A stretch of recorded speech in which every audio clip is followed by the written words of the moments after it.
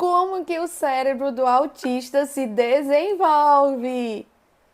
Vale, tá de cabeça para baixo. Eu tô aqui com um cubo de atendimento, certo? É um cubo maravilhoso, onde eles vão aprender aqui, ó, amarrar cadastro e linhavar, porque tem que passar aqui por dentro, pareamento e as cores. Tem aqui também noção de tempo e relógio, noção de encaixe, as cores. E eu gosto muito de girar isso aqui muito rápido para eles verem que fica branco. E aqui, que só cabe a mão de uma criança, são atividades surpresas que eles amam. E aqui, montar, né, o alfabeto, montar aqui as vogais, na verdade, né, e outras atividades aqui, tá? Então, esse cubo, ele é muito legal. Ah, e tem a coordenação motora, também muito interessante. Eu amo esse meu cubo, tá? Olha que lindo. Eu adoro ele. Então, como é que o cérebro do autista se desenvolve? O cérebro, ele se desenvolve no autismo com conectividade cerebral. Então, o que quer dizer? Por exemplo, essas atividades que tem aqui nesse cubo, ele traz uma conectividade cerebral, porque algumas conexões, elas são precisas. Elas precisam acontecer, principalmente conexões excessivas. Como assim? Mas o autista, ele não tem limitação muitas vezes sensorial? Sim, sensorial é uma coisa, de aprendizagem aí é outra história, tá certo? Esse daqui é de aprendizagem. Então, quando é um autismo com TDAH, eles costumam fazer 2 atividades por vez. Então, muitas vezes, eu tiro todas as tampinhas e peço para eles colocarem 2 cores de uma vez, certo? Ou amarrar o cadastro, que é o mais difícil que eles acham. Tá também sendo bem rápido para fazer o laço, certo? Então, essa estimulação, ela precisa ser excessiva. Já outras precisam ser bem reduzidas. Como, por exemplo, aqui atrás vocês estão vendo, aqui o alfabeto móvel, certo? E aqui é um quadro de matemática, certo? Então, esses dois precisa ser com conexões bem reduzidas. Por quê? Porque essas conexões, elas vão transformar, presta atenção, elas vão transformar a mente dessa criança. E aí, na aula anterior, lembra que eu falei para vocês que o autista ou algum outro deficiente ou tem a síndrome do transtorno tem dificuldade no novo, tem dificuldade no diferente? Pois é, o aprender, ele causa esse medo do novo, medo da diferença. Mas esse medo, muitas vezes, não é consciente, certo? Porque ele não sabe que o aprendizagem vai abrir o cognitivo dele e vai fazer uma mudança muito grande ali no seu cérebro. Então, o resultado dessas conexões é o processamento de diferentes informações. Então, é isso que eu venho falar para vocês aqui um pouquinho de neuroeducação. Porque o processamento das informações, muitas vezes, eles precisam de mais foco em coisas detalhadas e têm dificuldade de entender o geral. Então, eles têm mais foco em coisas detalhadas e dificuldade no geral. Alguns autistas que eu atendo que olham esse cubo, eles gostam dessa parte. Isso aqui eu faço de lousa, tá? Ela é feita de um MDF. E aí aqui eu faço de lousa, escreve e tal. Aí eu coloco assim e a criança vai escrevendo aqui. Então é bem interessante. E aí eles gostam muitas vezes daqui, que é o nada. É aqui onde eles vão construir. Então, qual é essa dificuldade, esse foco no geral? é a dificuldade de interagir informações. Dificuldade de interagir com as informações. Então, muitas vezes, depois de muitos estímulos, ele precisa do quê? Do branco, certo? Para poder conseguir, digamos, regular o seu cérebro. O regular não é só emoção. O regular também é cerebral. Então, depois de tantos estímulos, vem a calmaria.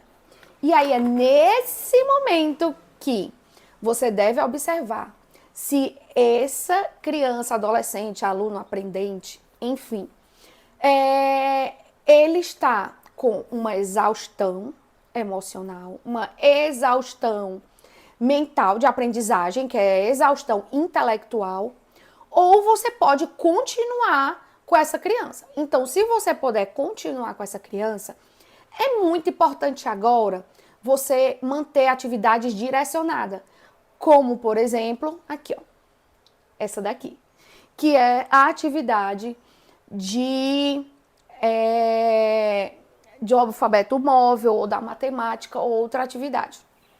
Então, o foco em detalhes, que é esse daqui, é muito importante em muitos aspectos do autista. Por quê?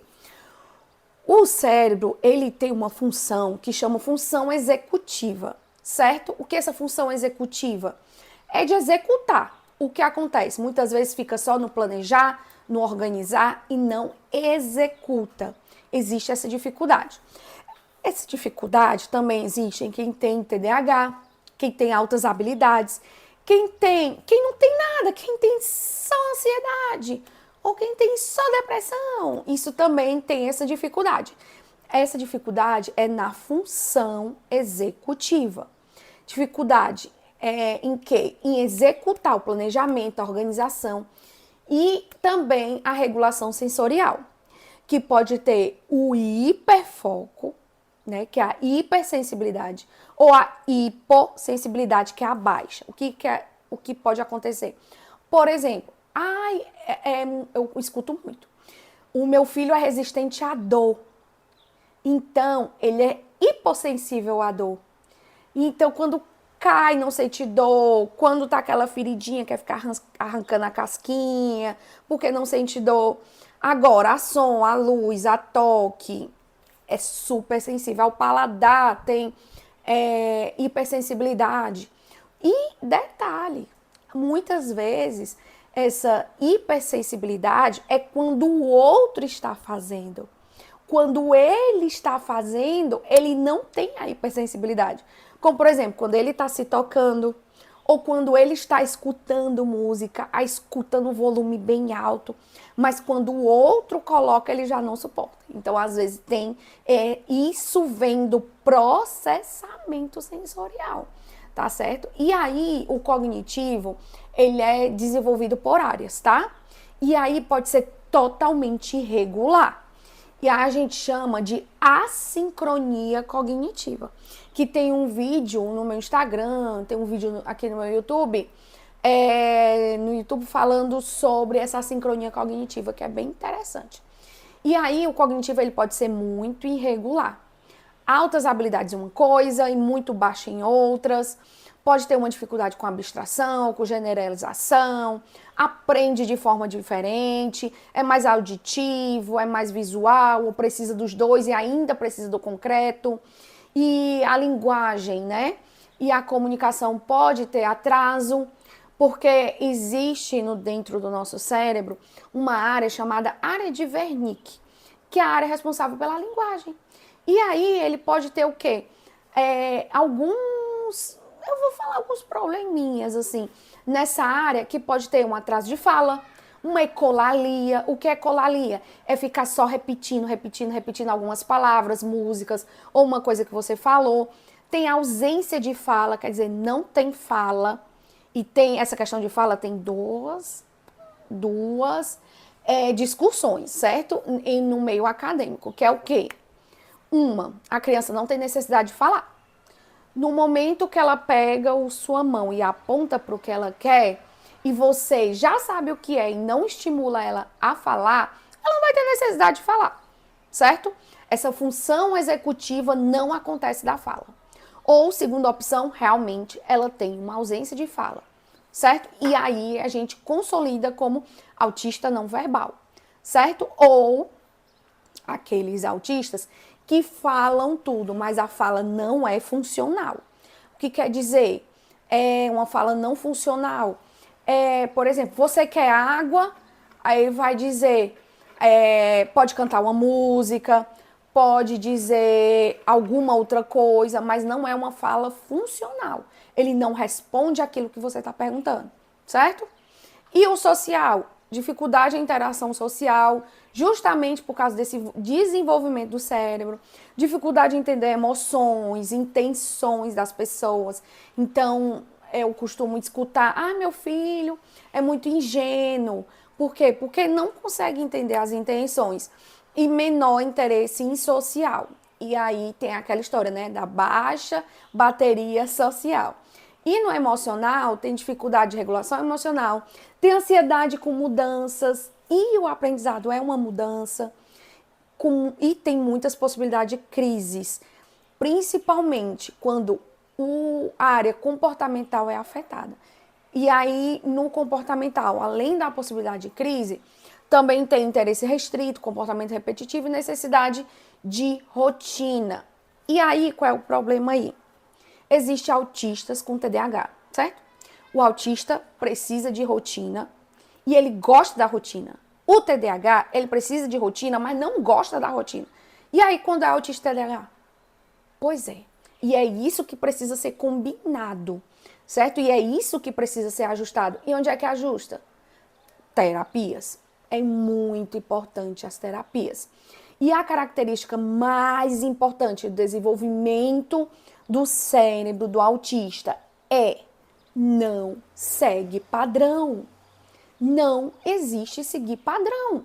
Como, por exemplo, Piaget fala, como Vygotsky fala, que tem uma série de idades de desenvolvimento. Não. Ele é muito desigual. Ele pode avançar muito em umas áreas, em outras não avançar. Pode ser não verbal, mas entender tudo que está ao redor. E assim, extremamente conseguir, digamos, a gente às vezes fala, né? Pegar as coisas no ar, assim, né? Pode ser que ele seja não verbal e conseguir fazer isso. Então, por isso que é tão importante o papel da neuroplasticidade. Que é o quê? A capacidade de imitar. Então, o autista ou a criança imita muito. O cérebro aprende, o cérebro se reorganiza. E essa intervenção, gente, ela faz uma diferença incrível na vida dessa criança. Incrível. Então, quem é que atua principalmente para a neuroplasticidade de uma criança, um síndrome, um transtorno, deficiência e principalmente o autismo que estamos falando agora? Os pais. Sim, eu falo até com essa minha vozinha. Por quê? Os pais precisam assumir essa responsabilidade. Alguns pais, sim, assumem muito as responsabilidades e tá ali com seu filho. Mas tem pais que... pois é. Certo? Minha opinião vai ficar mentalmente para não correr nenhum risco. Então, essa intervenção dos pais precisa acontecer. E eu fico com essa. Até a próxima aula. Tchau.